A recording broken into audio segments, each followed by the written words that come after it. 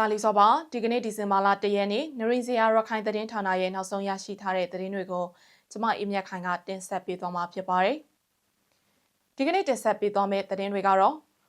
AAကလက်နက်ကြီးနဲ့ပစ်ခတ်တဲ့အတွက်နေရီကန်တောင်မှာလေကြောင်းကနေရှာပေးတဲ့ပစ္စည်းထုတ်တွေလာကောက်တဲ့စစ်သားတချို့တေဆုံးထိခိုက်ဒဏ်ရာရရှိသွားခဲ့တဲ့ဆိုတဲ့သတင်းရန်ကုန်ကနေကြောက်ဖြူကတဆင်ရခိုင်ကိုလေကြောင်းနဲ့ပြန်တဲ့လူတွေကိုဖမ်းဆီးထောင်ရှားမှုတွေရှိနေတယ်လို့တချို့ဟာငွေကြေးလိမ်လည်ခံရမှုတွေလည်းရှိနေတဲ့ဆိုတဲ့သတင်းအသက်19နှစ်အရွယ်ရခိုင်လူငယ်တယောက်ရန်ကုန်မှာကားပေါ်တင်ဆွဲခံရပြီးတော့ပျောက်ဆုံးနေတဲ့ဆိုတဲ့သတင်းတွေအပြင်တခြားစိတ်ဝင်စားစရာကောင်းတဲ့သတင်းတွေကိုလည်းတင်ဆက်ပေးသွားမှာဖြစ်ပါရဲ့ရှင်အမ်ပတန်လန်နေရီကန်လေကြောင်းရန်ကာကွယ်ရေးစခန်းကိုလေကြောင်းကနေလေထီးနဲ့ပစ္စည်းထုတ်တွေကိုလာရှပေးနေချိန်မှာအာရခစစ်တီတော်တွေကလက်နက်ကြီးနဲ့ပစ်ခတ်မှုကြောင့်အဆောက်အဦတချို့ပျက်စီးကစစ်တပ်ဘက်ကစစ်သားသေဆုံးမှုထိခိုက်ဒဏ်ရာရရှိမှုတွေရှိခဲ့တယ်လို့သတင်းရရှိပါရယ်။နိုဝင်ဘာလ30ရက်နေ့နေ့လယ်တနာရီဝန်းကျင်မှာလေတပ်က Y8 လေယာဉ်နဲ့စားနပ်ရိက္ခာတွေအပါအဝင်အထုပ်30လောက်ကိုလေထီးနဲ့ရှာပင်းနေစဉ်အတွင်း AA ကလက်နက်ကြီးနဲ့ပစ်ခတ်တိုက်ခိုက်ခဲ့တာဖြစ်တယ်လို့စစ်ရေးသတင်းရင်းမြစ်တွေကနရင်စရာကိုပြောပါရယ်။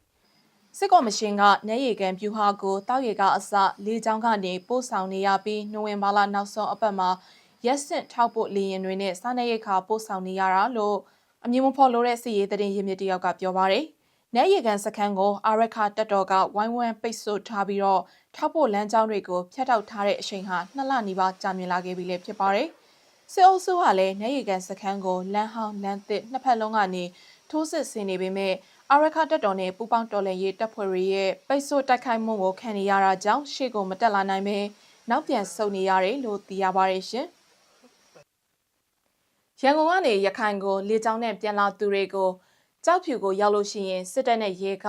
မြို့ပြင်ကိုထွက်ခွင့်မပေးတဲ့အပြင်မြို့ပြင်ကိုခိုးထွက်တဲ့သူတွေကိုလည်းဖမ်းဆီးထောင်ချကသူတို့စီကနေငွေကြေးလိမ်လည်မှုတွေရှိနေတယ်လို့ထောင်ဒဏ်ချမှတ်ခံရပြီးပြန်လည်လွတ်မြောက်လာတဲ့ဒေသခံအမျိုးသမီးတယောက်ကနရီစရာကိုပြောပါရယ်တချို့ကတော့ထောင်ချမှာကိုစိုးရင်တာကြောင့်အာဏာပိုင်တွေကိုလက်ငွေပေးဆောင်ကြသလိုတချို့ဟာလည်းငွေမပေးနိုင်တဲ့အတွက်ထောင်ချသွားသူတွေလည်းရှိနေပြီးထောင်ချခံရမှာကိုစိုးရင်ကရဲပါဝင်တာဝန်ရှိသူတွေကိုငွေပေးပြီးမှထောင်ချခံရသူအထဲမှာသူမတယောက်အပြင်နောက်ထပ်အမျိုးသမီးတယောက်လည်းရှိသေးတယ်လို့သိရပါရယ်ကျောက်ဖြူမြို့မှာရဲစခန်းမှာလက်ရှိအချိန်အထိဖမ်းဆီးခံထားရသူတွေရှိနေပြီးသူတို့တွေစီကနေစစ်တပ်နဲ့ရဲတပ်ဖွဲ့ဝင်တွေဌာနဆိုင်ရာဝန်ထမ်းတချို့တို့ကငွေကြေးလိမ်လည်ကတောင်းခံမှုတွေပြုလုပ်နေကြတာဟာလူ့အခွင့်အရေးကိုပေါ်တင်ရှိုးဖောက်ရာရောက်တယ်လို့မြို့ခံအမျိုးသမီးတယောက်ကလည်းသုံးသပ်ပြောဆိုပါရယ်ကျောက်ဖြူမြို့ကနေမြို့ပြင်ထွက်ခွင့်ကိုထောက်ခံစာခွင့်ပြုမိမပါဘဲနေရက်ပြန်လို့ဖမ်းဆီးခံရလို့ရှိရင်အများစုဟာထောင်ဒဏ်1လကနေ2လအထိချမှတ်ခံရပြီးတချို့ကတော့6လကနေ1နှစ်အထိကြာခံနေကြရတာပါရန်ကုန်ကနေပြန်လာသူတွေဟာကျောက်ဖြူမြို့ကနေတဆင့်ရေချောင်းကနေမြောက်ဦးကျောက်တော်ရသေးတောင်မင်းပြမြေပုံပေါက်တော်မအီးတောင်ကုတ်ရမ်းမြေစားတဲ့အေးအေးထိန်းချုပ်ထားတဲ့နေမြေတွေကိုတွားရောက်နေကြတာလည်းဖြစ်ပါရဲ့ရှင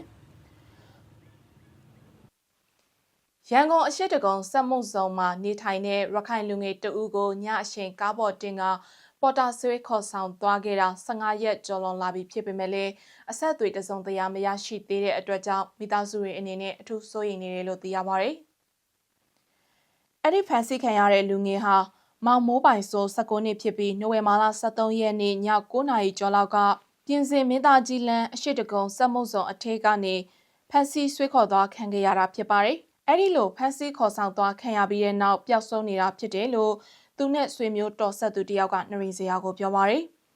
သူမိဘတွေရဲ့ဇာတိနေရက်ကတော့ရခိုင်ပြည်ပေါတော်မြို့နယ်ငဝက်ဆွေကျွော်ဖြစ်ပြီးလောလောဆယ်မှာတော့မိဘတွေဟာကချင်ပြည်နယ်ဖားကတ်မှာနေထိုင်ကြတယ်လို့သိရပါရယ်သူဟာမိသားစုမှာအငယ်ဆုံးသားဖြစ်ပြီးလက်ရှိအချိန်အထိအဆက်အသွယ်မရပျောက်ဆုံးနေတယ်လို့မိသားစုဝင်တွေကပြောကြပါရယ်ရန်ကုန်မှာစစ်မှုထမ်းအတွက်ပေါ်တာဆွေးဖမ်းဆီးမှုတွေဆက်တိုက်ရှိနေတာကြောင့်ရန်ကုန်ကိုရောက်ရှိနေတဲ့ရခိုင်ပြည်သူတွေအနေနဲ့အထူးသတိထားသွာလာနေထိုင်သင့်တယ်လို့ရခိုင်ကလူမှုရေးလှုပ်ရှားသူတွေကတိုက်တွန်းထားပါတယ်။ဒီကနေ့ရရှိထားတဲ့ရခိုင်သတင်းတွေကိုတင်ဆက်ပေးခဲ့တာပါ။ဆက်လက်ပြီးပြည်တွင်းနဲ့နိုင်ငံတကာသတင်းတွေကိုလည်းတင်ဆက်ပေးသွားမှာဖြစ်ပါတယ်ရှင်။ပြည်တွင်းသတင်းတပုတ်အနေနဲ့ကတော့ရွေးကောက်ပွဲဝါဒဖြန့်ဇာတ်ကားကိုဝေဖန်လို့ဒါရိုက်တာမိုက်တီတရုတ်ဆောင်ကျော်ဝင်းထွန်းနဲ့ဟ ဟာသာတရုတ်ဆောင်အွန်လိုင်းတို့ထောင်ဒဏ်9နှစ်စီချမှတ်ခံရတယ်လို့သတင်းရရှိပါရယ်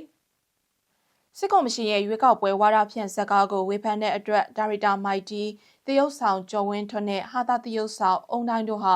ထောင်ဒဏ်9နှစ်စီချမှတ်ခံခဲ့ရတာပါသူတို့3ယောက်အထက်ကတရုတ်ဆောင်ကျော်ဝင်းထွန်းကိုနိုဝင်ဘာလ28ရက်နေ့ကဗဟန်တရားရုံးဒါရိုက်တာမိုက်တီကိုနိုဝင်ဘာလ29ရက်နေ့က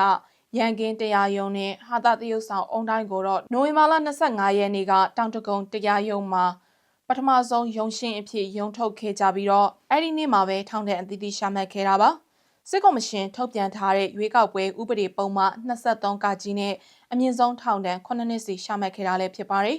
တရားဥပဒေအရခုခံပိုင်ခွင့်နဲ့ရှင်းနေတွေငှားပိုင်ခွင့်ကိုတောင်မရရှိခဲ့ကြဘူးလို့သိရပါတယ်ရှင်နိုင်ငံတကာသတင်းတပုတ်အနေနဲ့ကတော့အမေရိကန်နိုင်ငံကယ်လီဖိုးနီးယားပြည်နယ်စတော့တန်မြို့မှာမိသားစုပွဲတစ်ခုအတွင်းဖြစ်ပွားခဲ့တဲ့ပြစ်ခတ်မှုမှာကလေးငယ်2ဦးအပါအဝင်4ဦးသေဆုံးပြီးတော့10ဦးဒဏ်ရာရရှိသွားခဲ့ပါတယ်။အနည်းဆုံးကလေး1ယောက်အပါအဝင်4ယောက်သေဆုံးခဲ့ကြောင်းတန်တရားရှိသူ2ဦး1ယောက်ကိုမျှဖမ်းဆီးထားနိုင်ခဲ့ခြင်းမရှိသေးကြောင်းစတော့တန်မြို့တော်ဝန်ကပြောကြားပါတယ်။ဒီပြစ်ခတ်မှုဟာနိုဝင်ဘာလ29ရက်နေ့ဒေသစံတော်ချိန်ညနေ6နာရီလောက်မှာစတော့တန်မြို့မှာကလေးငယ်2ဦးရဲ့မွေးနေ့ပွဲကိုကျင်းပနေစဉ်အခုလိုဖြစ်ပွားခဲ့တာလည်းဖြစ်ပါတယ်။ရန်ရရှိသူတွေအထက်မှာလူကြီး2ဦးနဲ့အသက်9နှစ်အရွယ်ကလေးငယ်2ဦးတို့ကိုစိန့်ဂျိုးဇက်ဆေးရုံကိုပို့ဆောင်လာခဲ့တယ်လို့ဆေးရုံရဲ့ပြောခွင့်ရသူကပြောဆိုထားပါတယ်။ကယ်လီဖိုးနီးယားပြည်နယ်အုပ်ချုပ်ရေးမှူးကတော့ထိတ်လန့်တုန်လှုပ်ဖွယ်ရာဖြစ်ရပ်တစ်ခုအဖြစ်သူ့ရုံရဲ့လူမှုမီဒီယာ post တစ်ခုကနေပြောကြားထားပါတယ်ရှင်။နရီဇယာသတင်းဌာနရဲ့နေ့စဉ်သတင်းတင်ဆက်မှုတွေကတော့ဒီလောက်ပါပဲ။နောက်နေ့တွေမှာလည်းထူးခြားတဲ့သတင်းတွေကိုဆက်လက်တင်ဆက်ပေးသွားမှာဖြစ်ပါတယ်။ကျမတို့နရင်ဇယာကထုတ်လွှင့်တဲ့သတင်းတွေကို www.narinzaya.com မှာဝင်ရောက်ကြည့်ရှုနိုင်တယ်လို့ Facebook, YouTube နဲ့ Telegram တို့မှာလည်းဝင်ရောက်ကြည့်ရှုနိုင်ပါတယ်။နရင်ဇယာရုပ်သံကိုကြည့်ရှုပေးခဲ့ကြတဲ့အတွက်ကျေးဇူးအများကြီးတင်ပါတယ်။အားလုံးကျန်းမာရွှင်လန်းကြပါစေရှင်။